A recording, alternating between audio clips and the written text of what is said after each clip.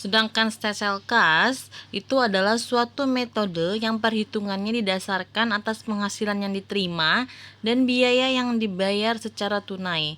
Menurut stesel kas, penghasilan baru dianggap sebagai penghasilan bila benar-benar telah diterima tunai dalam suatu periode tertentu, serta biaya baru dianggap sebagai biaya bila benar-benar dibayar tunai dalam suatu periode tertentu. Itu kalau kas. Jadi kalau kas, kalau memang dia keluar baru dibayar, dianggapnya biaya. Tapi kalau misalnya masuk, berarti dianggapnya baru penghasilan. Tapi kalau misalnya belum, ya belum bisa diakui sebagai penghasilan. Misalnya kayak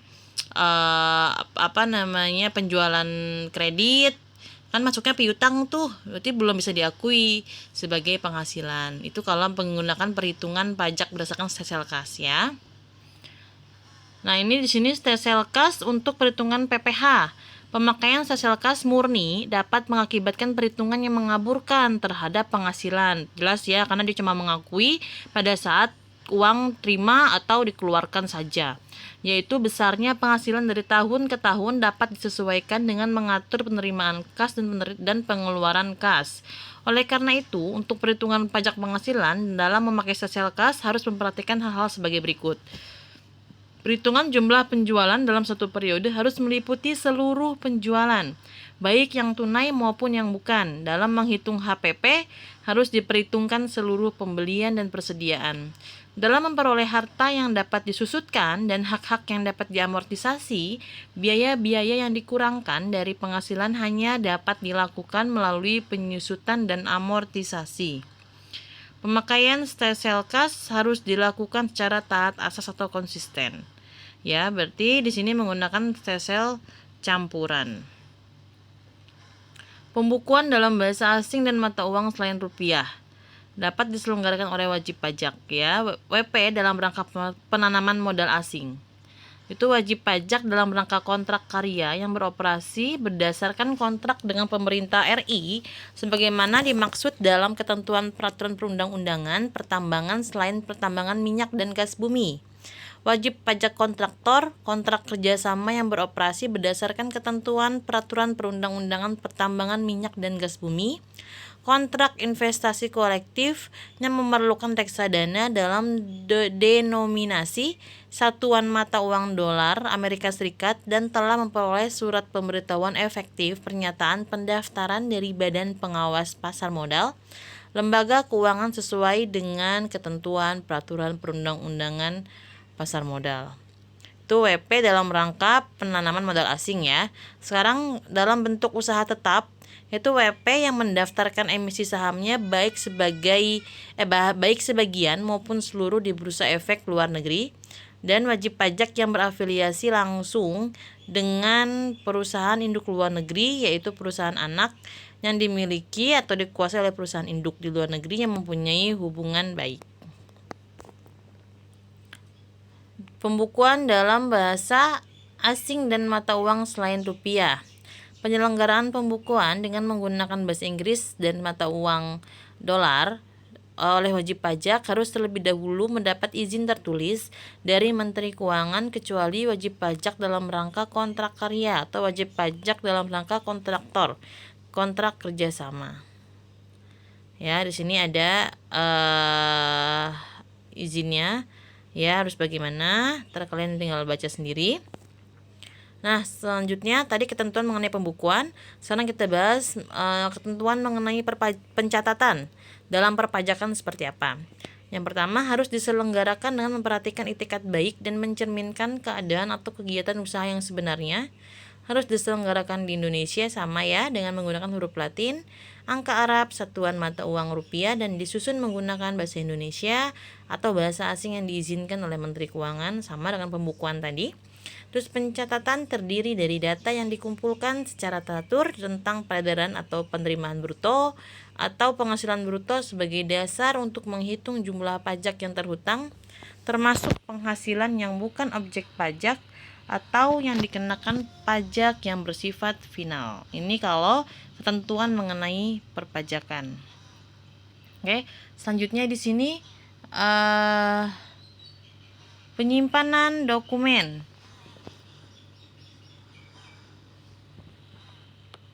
Penyimpanan dokumen, buku, catatan, dan dokumen yang menjadi dasar pembukuan atau pencatatan dan dokumen lain, termasuk hasil pengolahan data dari pembukuan yang dikelola secara elektronik atau secara program aplikasi online, wajib disimpan selama 10 tahun di Indonesia, yaitu di tempat kegiatan atau tempat tinggal wajib pajak orang pribadi atau di tempat kedudukan wajib pajak.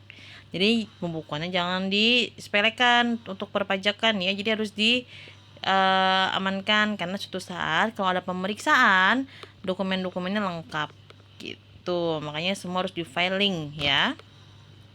Oke, selanjutnya sanksi apa sih kalau kita tidak melaksanakan pembukuan dan pencatatan? Di sini ada sanksi administratif apabila kewajiban sebagaimana dimaksud dalam pasal 28 ya tidak dipenuhi sehingga tidak dapat diketahui besarnya pajak yang terhutang, berupa kenaikan sebesar 50%, ada yang 100%, itu dari PPh yang tidak atau kurang dipotong. Ini 100% dari PPN atau PPNBM yang tidak atau kurang dibayar. Ada juga sanksi pidana ya. Ada pasal 39F, ada pasal 39G, ada pasal 39H. Ini yang dengan sengaja tidak melaksanakan pembukuan dan pencatatan. Selanjutnya, sehingga dapat menimbulkan kerugian pada pendapatan negara dipidana dengan pidana penjara paling singkat 6 bulan dan paling lama 6 tahun atau denda paling sedikit 2 kali jumlah pajak terhutang yang tidak atau kurang dibayar dan paling banyak 4 kali jumlah pajak terhutang atau tidak atau kurang bayar. Tuh, jadi selain sanksi administratif ya, denda misalnya kenaikan sesuai dengan persentasenya, juga sanksi pidana yang diberikan ya oleh pemerintah. Di sini dari contoh kasusnya ya.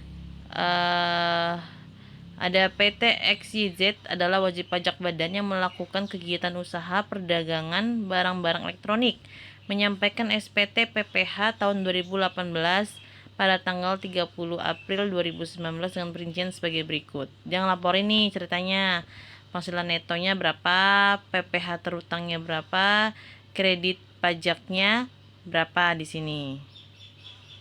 Ya.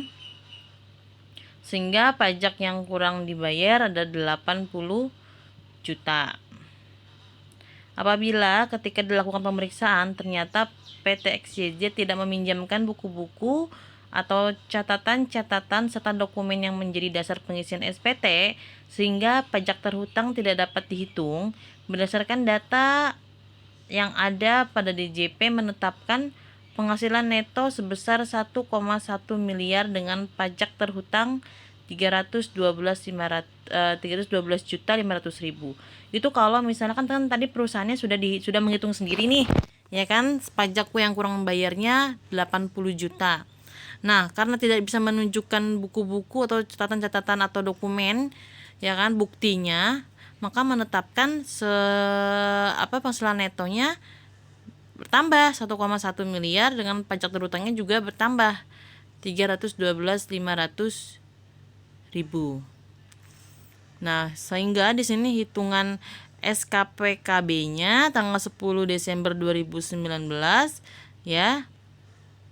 Jumlah pokok pajak 312.500.000.